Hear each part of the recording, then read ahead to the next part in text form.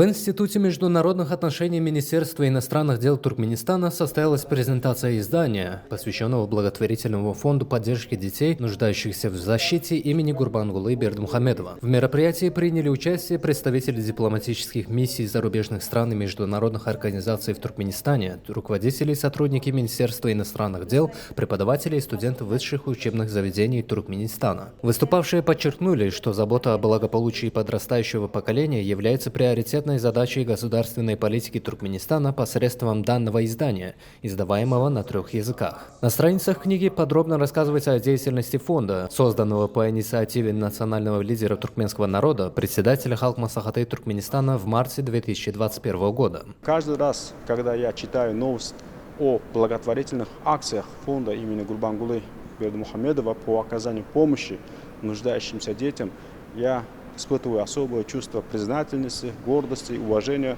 к Аркадагу, поскольку это является одним из самых важных дел в жизни любого общества.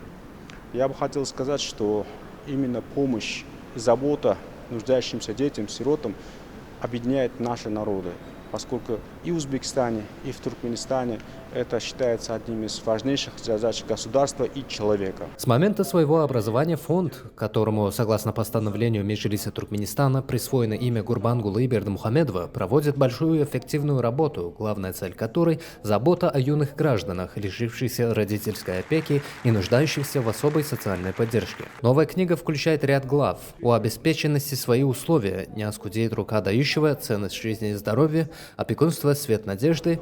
Опекунство порождает сплоченность, каждая из которых посвящена отдельной тематике. Выступавшие также обратили внимание на важность исторического события в день выхода в свет книги – закладки фундамента второй очереди города Аркадаг.